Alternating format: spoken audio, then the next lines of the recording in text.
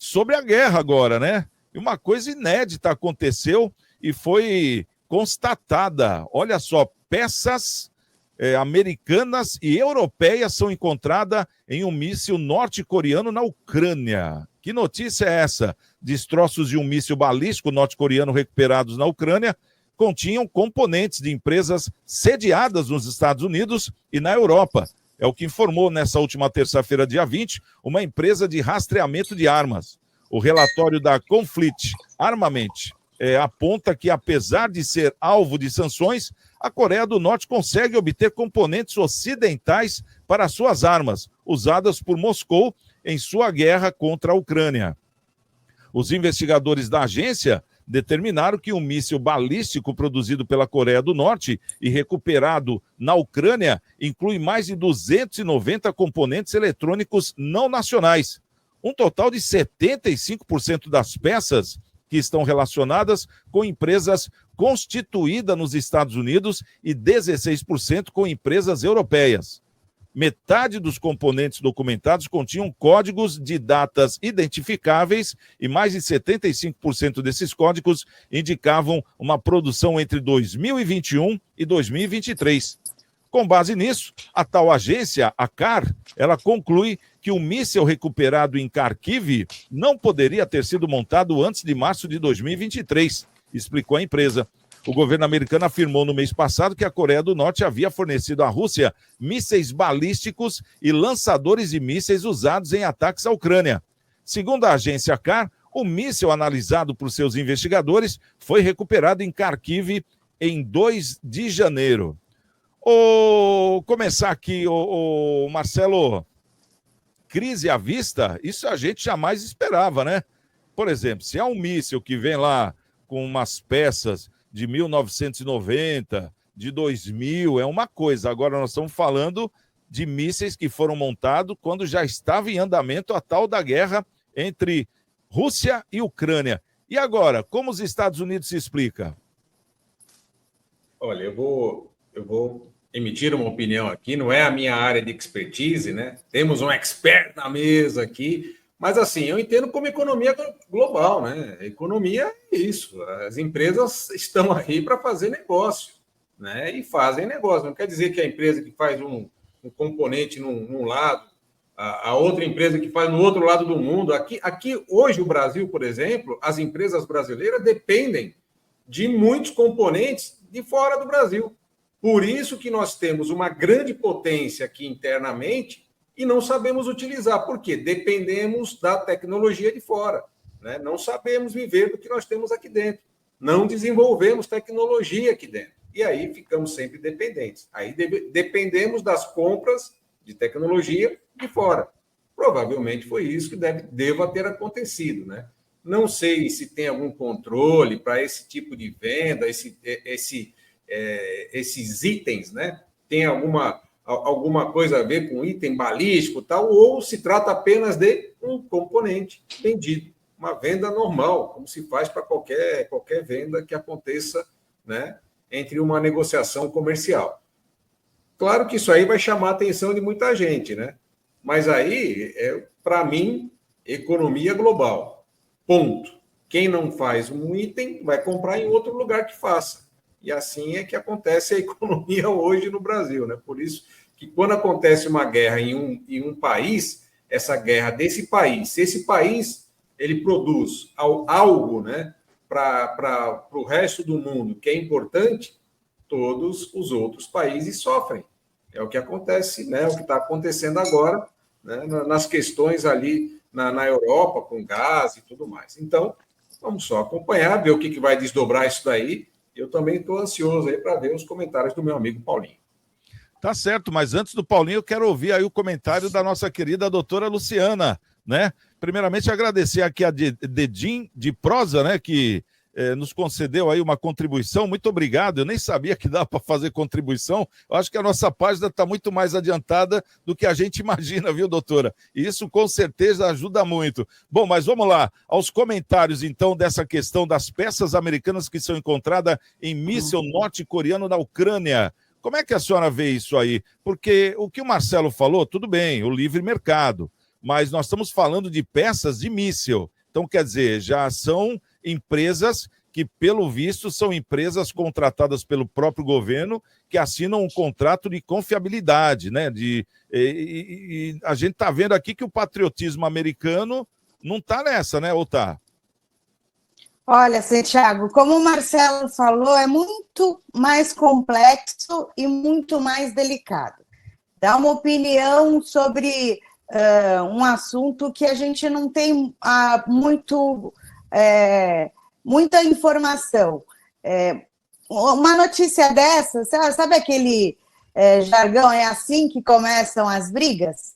Pois é, nós temos aqui duas pessoas diferentes. Tem a pessoa jurídica que vende componentes. Eu não sei se esses componentes que foram vendidos por essas empresas americanas realmente faz parte de um rol taxativo proibido para venda em países que são aí inimigos dos Estados Unidos. Não sei se esses componentes estão nesse rol taxativo.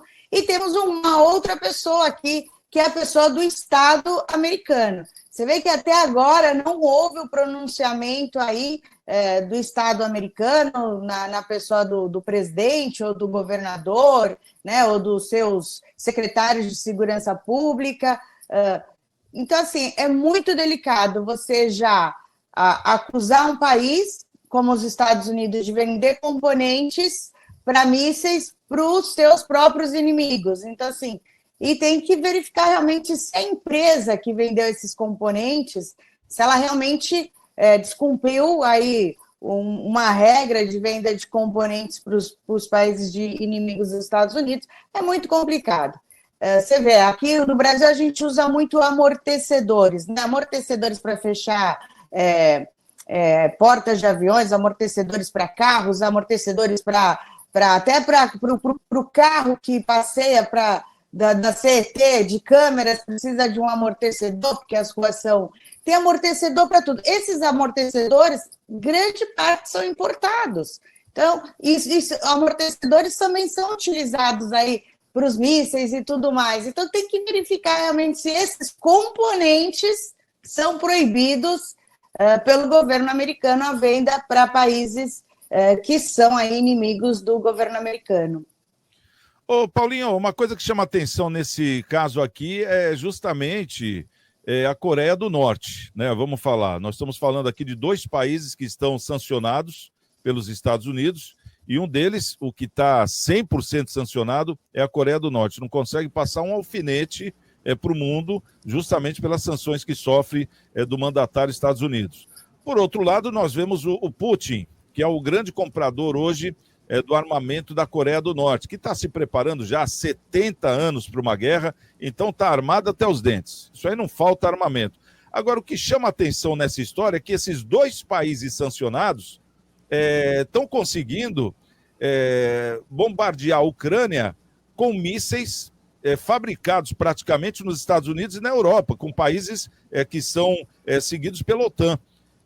Isso aí é o famoso fogo amigo. Como é que você analisa essa história? Porque isso aí eu fiquei pasmo, né, quando eu vi, porque a gente sabe que essas peças, é o que eu falei, quando essas empresas são contratadas pelo governo, pela defesa, ela tem que ser compromissada única e exclusivamente com o exército americano. E apareceram aí, nós estamos falando de míssil que foi montado no ano passado, né, em plena guerra.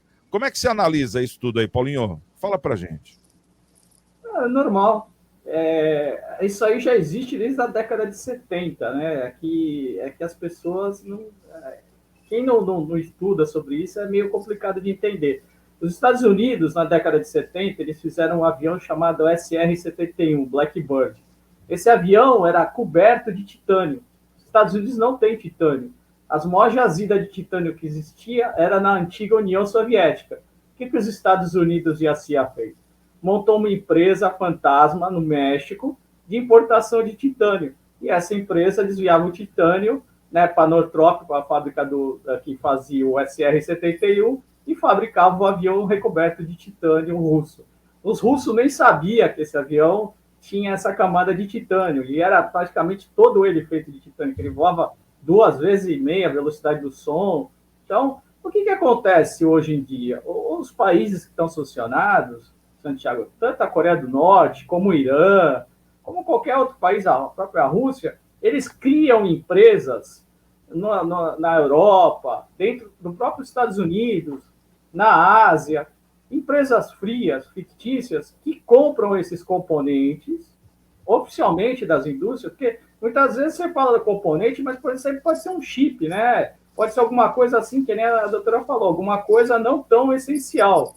E esses componentes são depois contrabandeados para dentro dos outros países. Isso aí é normal de acontecer. Tanto é que no Irã, que é um país altamente sancionado, um país que Estados Unidos sanciona, Israel sanciona, todo mundo sanciona, os drones, o Shahed, aqueles drones suicida, se você for ver bem, 75% de componente europeu e americano, entendeu? Só a capa dele de plástico e os explosivos praticamente são iranianos, o resto todo é componente estrangeiro.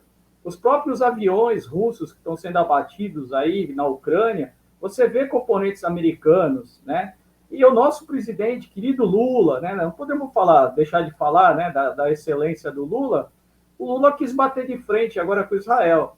Só que esquece que o KC-390 da Embraer, que é aquele avião de transporte que está tendo uma feira na Arábia Saudita agora, enquanto a gente está falando, todo o display do KC-390 é feito em Israel, por uma empresa israelense. Todo o display do Gripen, do caça que a Força Aérea Brasileira está comprando, da Suécia, todo o display eletrônico do Gripen é feito por uma empresa israelense. Se Israel quiser boicotar o Brasil, simplesmente vai quebrar a indústria aeroespacial brasileira. Porque o KC-390 depende de toda a aviônica, todo o display que é fabricado, que é feito em Israel por essa empresa. Então, quer dizer, esse tipo de comentários ridículos que acontecem aí com o nosso presidente, ele pode prejudicar a nossa indústria aeronáutica, assim, absurdamente. Pode não só prejudicar a nossa indústria aeronáutica, como também está prejudicando a Força Aérea Brasileira. Porque, com certeza, hoje, a Saab, na Suécia, não está recebendo display para montar os aviões brasileiros. Israel, com certeza, deve ter falado, não, esses displays estão indo para onde? O Brasil não vai, não. Vamos segurar aqui. Até o nosso excelentíssimo presidente pedir desculpa para Israel. Então, você vê o prejuízo que o Brasil está tomando com essas falas absurdas que o nosso querido presidente está fazendo.